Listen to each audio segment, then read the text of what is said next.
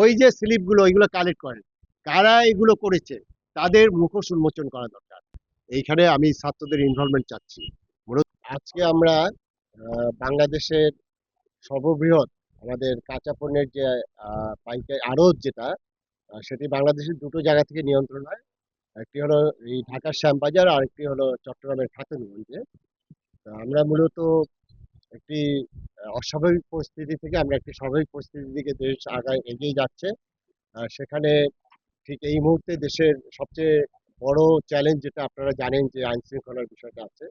এর পরবর্তীতে ধরেন দ্রব্যমূল্য একটি কিন্তু বড় চ্যালেঞ্জ, এবং দ্রব্যমূল্যের এই চ্যালেঞ্জটা মোকাবেলার একটা বড় বিষয় হলো আপনার আমাদের সাপ্লাই চেনটা ধরে রাখা। এবং আমরা কিন্তু সেই কারফিউর মধ্যে এবং কারফিউর পরবর্তীতে এই সময়ে আমরা এই মূল্য যাতে ধরে রাখা যায় সেই জন্য আমরা সাপ্লাই চেনের দিকে নজর দিয়েছি। এবং মাঝখানে আমরা ব্যাকগ্রাউন্ডে অনেকগুলো কাজ করেছি, এবং সেই কাজগুলোর মধ্যে একটি অন্যতম কাজ ছিল আমাদের পোর্টগুলোতে যাতে সচল রাখা যায়। সেখানে পোর্টের আমাদের যেটা আপনার কাস্টমসের যে একটা অংশ থাকে, এর বাইরেও কিন্তু আপনার ল্যান্ড পোর্টের বাইরেও কিন্তু আপনার ব্যাংকের একটা বিষয় থাকে, যে ব্যাংকিং যে লেনদেনের বিষয়গুলো, এটি কিন্তু আমরা প্রতিনিয়ত সচল রাখার চেষ্টা করেছি, এবং সেটি আমরা সচল রাখতে পেরেছি। এটির কিন্তু প্রমাণ আজকে আপনারা এখানে দেখলেন। ঠিক এই মুহূর্তে আমরা যে ভান্ডারে দাঁড়িয়ে আছি এটা হলো পবিত্র ভান্ডার, এবং এখানে আপনার অনেকগুলো দেশের পেঁয়াজ, আদা এবং রসুন এখানে আছে। এবং সেটি আপনার সোর্স কোথায়, সেটি হলো যে একটা আছে যেগুলো আমাদের পাকিস্তান থেকে এবং চায়না থেকে যে পেঁয়াজ আসে, আদা আসে এবং রসুন আসে, এগুলো কিন্তু চট্টগ্রাম বন্দর থেকে আসে। এবং সেখানে আমি হাত দিয়ে দেখলাম যে এটি এখনো ঠান্ডা, ওটা রেফার্ড কন্টেইনারে আসে। অর্থাৎ এটি কিন্তু আগে আনা না, এটি কিন্তু ঠিক আজকে এসেছে। এবং সেটি কিন্তু পোর্ট থেকে খালাস হয়ে কিন্তু এখানে চলে আসছে। তো এটা থেকে কি প্রমাণ হয়, এটি হলো যে আমাদের এই নিত্য পণ্যের ক্ষেত্রে চট্টগ্রাম বন্দর এখন ফুল সচল অবস্থায় কাজ করছে।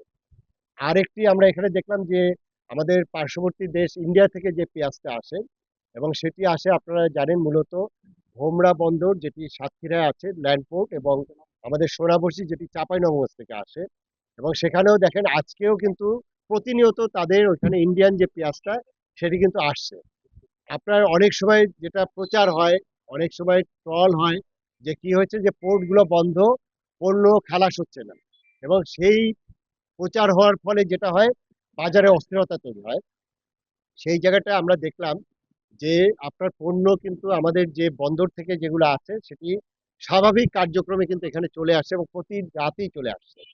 এবং এখানে যে জিনিসটা দেখলাম প্রাইস, এরা হলো আড়ত। এখানে শুধু আড়তের একটা তারা কমিশন নেয় পার কেজিতে আপনার 1 টাকা বা এরকম একটা কমিশন নেয়।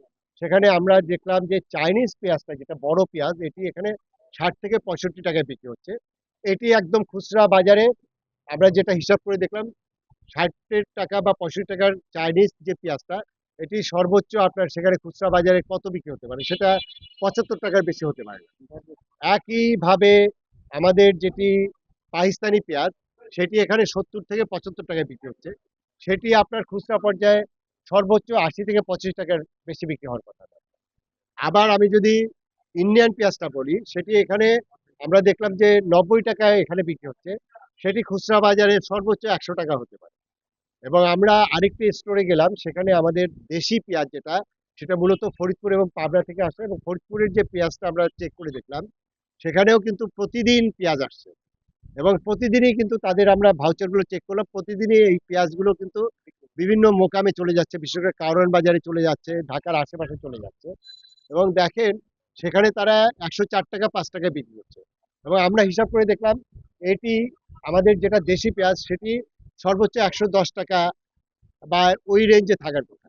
কিন্তু বাজারে আমরা দেখলাম যে আমি কালকে কারওয়ান বাজারে গিয়েছি, সেখানে দেশি পেঁয়াজটা বিক্রি হচ্ছে 120 টাকা। আচ্ছা, এখন এই জায়গায় দেখেন প্রতিটা স্তরে আপনার দামটা কিন্তু ম্যানিপুলেট হচ্ছে।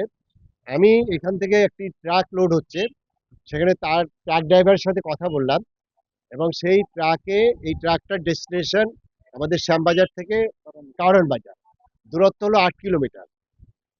ট্রাক ড্রাইভারকে আমি জিজ্ঞেস করলাম সত্যি ভাবে যে আসলে এখান থেকে একটি ট্রাকে তিনি কিভাবে কত ভাড়া নেন। তিনি পার বস্তা, যেটা 20 টাকা 20 কেজির বস্তা, তিনি 11 টাকা নিচ্ছেন। তাহলে 11 টাকা নিলে কত পয়সা পড়ে? 55 বা 60 পয়সা পড়ে। আচ্ছা, এর সাথে আপনি জিজ্ঞেস করলাম যে এই যে এই ভাড়াটা নিচ্ছেন, এই ভাড়াটার সাথে আপনার আর কি কি কস্ট আছে? তিনি বললেন যে এখান থেকে বেরোনোর পরে একটি গুলিস্তান বেসড একটা চাঁদা দিতে হয়। কত টাকা? 150 টাকা, 100 টাকা। তাঁতিবাজার থেকে গুলিস্তান, এখানে আপনার সিটি কর্পোরেশনের প্যাডে 100 টাকা নিচ্ছে।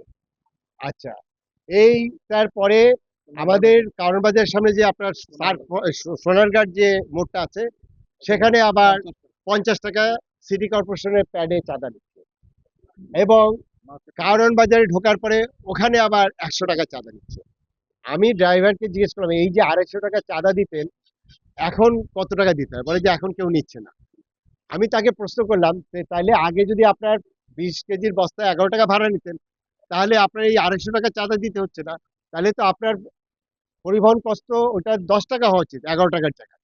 এবং আমি যেটি তাদেরকে অনুরোধ করলাম, এবং এখানে যে বাজার কমিটি আছে, আমাদের হাফিজ ভাই আছে, মাজেদ ভাই আছে, এবং অন্য যারা নেতৃবৃন্দ আছে, এই কমিটিটা মূলত এই বাজারটাকে তারা মানে বলবো যে তারা এখানে নেতৃবৃন্দ, এবং ওনাদেরকে আমি যে জিনিসটা বললাম, আগামীকাল এই ট্রাক ভাড়া এখান থেকে পার বস্তায় যেটা 11 টাকা ছিল, সেটি 10 টাকা কার্যকর করার জন্য আমি তাদেরকে জানিয়েছি। এবং আমি এটা দেখতে চাই যে যেহেতু চাঁদা নাই, তাহলে কেন আগের ভাড়া হবে?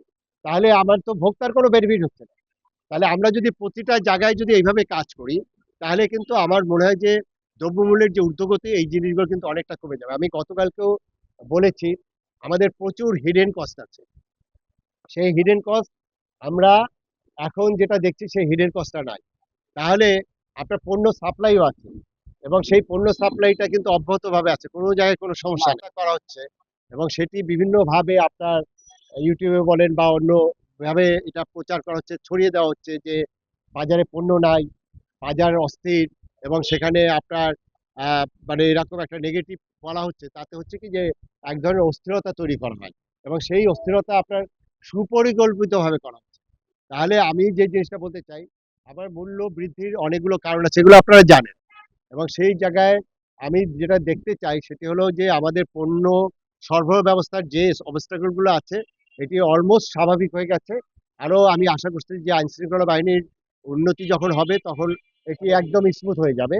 তাহলে আপনার, আমি যেটা বিশ্বাস করি, এই জায়গাগুলোতে যদি আমরা সত্যিকার অর্থে যে মনিটরিং করতে পারি, তাহলে নিঃসন্দেহে আমাদের দ্রব্যমূল্য সেটি হলো যৌক্তিক পর্যায়ে আমরা আপনার স্টেবল করা সম্ভব হবে। এবং এই জন্যই আমি আমাদের যারা মিডিয়ার ভাইরা আছেন, আমি আপনাদেরকে অনুরোধ করব এই বিষয়গুলো তুলে ধরে। আমি যেভাবে ট্রাকের ড্রাইভারকে ইন্টারোগেশন করলাম, আমি চাই যে এটি আপনারা বের করে নিয়ে আসেন, এবং আরো গভীরে যেতে হবে। সেই গভীরে কি, ওই যে স্লিপগুলো, ওইগুলো কালেক্ট করেন, কারা এগুলো করেছে, তাদের মুখোশ উন্মোচন করা দরকার। এবং আরো সতর্ক থাকা দরকার, এই স্লিপ আবার যেন নতুন করে যেন স্লিপ না আসে। কারণ স্লিপ পরিবর্তন হয়ে গেলে তো আসলে কোনো ইম্প্যাক্ট পড়বে না। ওই জায়গায় আমি আপনাদেরকে মানে অনুরোধ জানাবো, আপনারা এই জায়গায় করেন। কারণ আমি আপনি সবাই কিন্তু দেশের জন্য কাজ করি, জনগণের জন্য কাজ করি। এবং সেইখানে যে বিষয়গুলো ছিল হিডেন চার্জ, আমি কালকে পড়েছি, সেই হিডেন চার্জগুলো যদি আবার নতুন করে আবার হিডেন চার্জ হয়ে যায়, তাহলে তো আসলে এটার ইম্প্যাক্ট হবে না। এই কারণে ঠিক এই মুহূর্তে আমাদের এই সতর্ক থাকতে হবে। সেটি হলো আমাদের যারা সরকারি লোকজন আছে, আমাদের সতর্ক থাকতে হবে। এখানে ব্যবসায়ী কমিউনিটি, এবং তারা কমিটেড যে দ্রব্যমূল্যের ক্ষেত্রে তারা যেটা যৌক্তিক লাভ করবে, এটা বাস্তব। কিন্তু এর বাইরেও তারা কমিটেড হলো যে বাজার ব্যবস্থাপনা তাদের ধরে রাখতে হবে তাদের ব্যবসার স্বার্থে। আর হলো আপনাদের কাছে আমার অনুরোধ, এই বিষয়গুলো তুলে ধরেন, যাতে আবার কোনো শক্তি বা কোনো বিষয় এসে আবার সেই হিডেন চার্জগুলো আরোপ না। এখন এই বাংলাদেশে আমরা গত 1 মাসে যেটা এক্সপিরিয়েন্স করলাম, এবং একটা ছাত্র সে যেভাবে বুক পেতে দিল, মানে মানুষের সবচেয়ে মূল্যবান কি? জীবন। তারা কিন্তু জীবন উৎসর্গ করে দিয়েছে। এবং এই যে ছাত্রদের যে কন্ট্রিবিউশন, এটা গোটা জাতি কিন্তু এটা স্বীকার করা উচিত। আহ, আমি গতকাল থেকে যেটা দেখছি, প্রত্যেকটা ট্রাফিক মোড়ে তারা কাজ করছে, এবং এখানে আসার সময় আপনারাও নিশ্চয়ই দেখেছেন, ছাত্ররা কিন্তু সেই কন্ট্রোলটা নিয়ে নিয়েছে। কি কন্ট্রোলটা? যে ট্রাফিক ব্যবস্থা করেছে। এবং গতকালে তারা আহ, মানে একটি ডিক্লারেশন দিয়েছে যে তারা বাজার মনিটরিং করবে। আমি এটাকে একদম পুরোপুরি আমি অ্যাপ্রিসিয়েট করি। প্রথম যে জিনিসটা হলো যে এখন কিন্তু অনেকগুলো জেলায় আমাদের অফিসও কিন্তু পুড়িয়ে দিয়েছে। এবং আজকে ময়মনসিংহ থেকে আমাকে আমার ওখানে যে উপপরিচালক ফোন দিয়েছে যে ছাত্ররা চাচ্ছে যে বাজার মনিটরিং এ আমাদের অফিসার যাবে। আমি সাথে সাথে তাদেরকে নির্দেশ দিয়েছি যে তোমরা ছাত্রদের সাথে কথা বলে যাও বাজার মনিটরিং, এবং আমরা ছাত্রদের যে কন্ট্যাক্ট পয়েন্ট আছে তাদের সাথে যোগাযোগ করবো। যেমন আমি আজকে এখানে আসছি, এইখানে আমি ছাত্রদের ইনভলভমেন্ট চাচ্ছি। মূলত আমাদের তো কাজটা এটা সরকারি কাজের অংশ।